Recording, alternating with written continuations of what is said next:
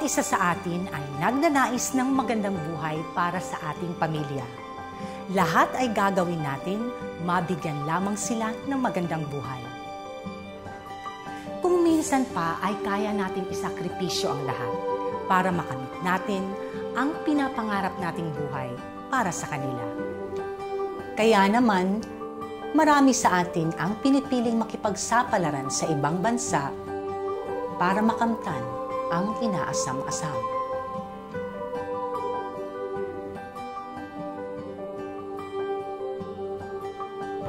Malungkot man ang mawalay sa kanila, isasakripisyo na natin ang sariling kaligayahan. Ngunit ang hindi alintana ng mga OFWs ay ang mga panganib na kailangan nilang harapin sa ibang bansa. Marami sa mga OFWs ang nakakaranas ng pang-aabuso, pananakit at paghihirap sa kamay ng kanilang mga amo. Ngunit ang pinaka-nagpalala ng lahat ay nung dumating ang COVID-19 pandemic. Ayon sa data ng Senate Labor Committee, ay may humigit kumulang na 5,000 kaso ng pang-aabuso ang naitala noong 2020 at halos 24,000 naman ang may contract violation. At bagamat merong mga programa ang gobyerno para sa mga ganitong kaso, karamihan sa mga naaabusong ito ay hindi alam kung paano, saan, at kaninong hihingi ng tulong. Lalo na sa panahon ng pandemya, kung saan mas naging mahigpit ang mga patakaran tulad ng mga lockdowns at social distancing.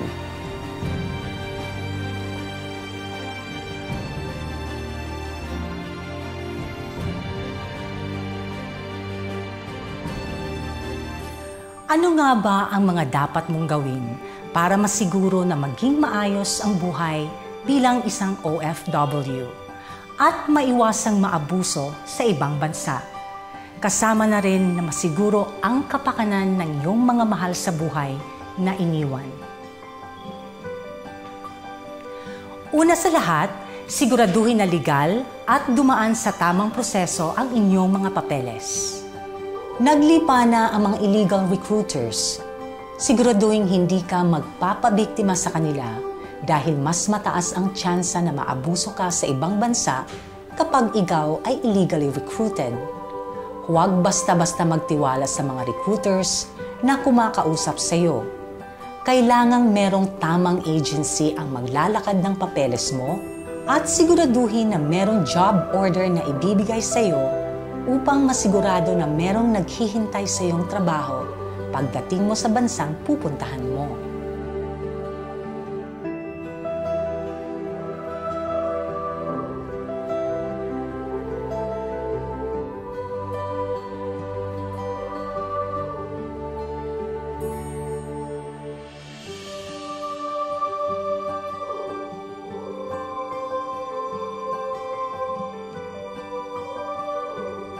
Isa rin sa importanteng dapat gawin kung ikaw ay aalis ng bansa ay ang magpamiyembro sa Overseas Workers Welfare Administration o OWA, isang ahensya na nangangalaga sa interes ng mga OFWs at ng kanilang mga pamilya. Merong mga benepisyo ang pagiging kasapi ng OWA tulad ng life insurance, dismemberment benefits, total disability benefit, burial benefit, at marami pang iba. Para sa mas komprehensibong detalye ukol sa mga benepisyo ng pagiging member ng OWA, bisitahin ang www.owa.gov.ph.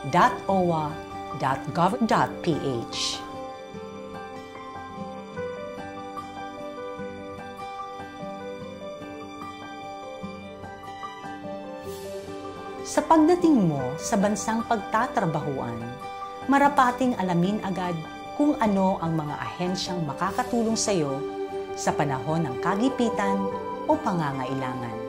Ang Philippine Embassy ang siyang pinakapinuno na kumakatawan sa mga Pilipino sa ibang bansa. Kadalasan sila ang pinupuntahan ng mga OFWs kapag mayroon silang pangangailangan o problema. Alamin ang lokasyon nito sa bansang inyong pinuntahan, pati na rin ang kanilang contact number para handa ka sa oras na kailanganin sila.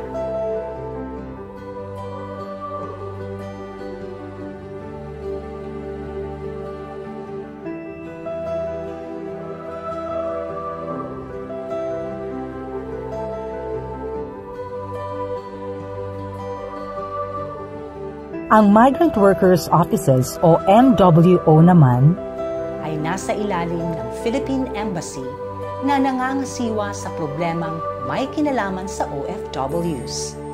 Ilan sa mga karaniwang problema na tinutugunan nito ay mga problemang kaugnay sa kontrata tulad ng mga napaso, nawawala, contract swapping, at di tinapos na kontrata. Kapakanan ng mga OFW na maaaring may kinalaman sa pagsasamantala, pagmamaltrato, at panggigipit ng mga amo at naliligaw o nawawala sa ibang bansa.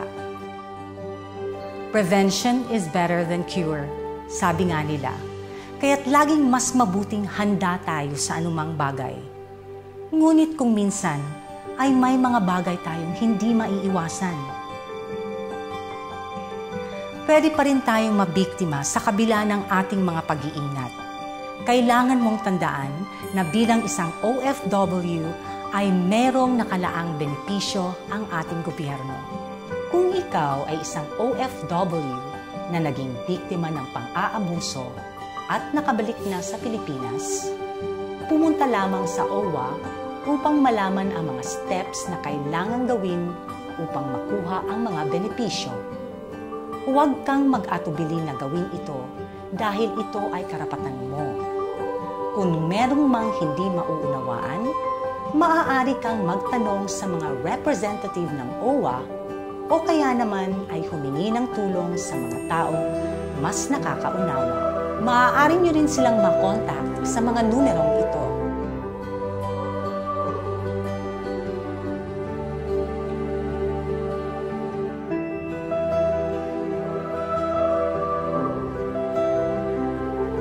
Dapat malaman mo, bilang isang OFW, ikaw ay may karapatang mamuhay ng marangal, maayos, at may dignidad. At lahat ng ito ay para sa kinabukasan ng iyong pamilya. Kaya naman kailangan gawin natin ang lahat upang masiguro ang kanilang maayos na kinabukasan.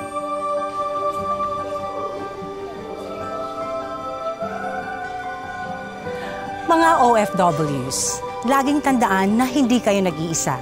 Laging may kakampi sa anumang hamon na haharapin sa iyong buhay.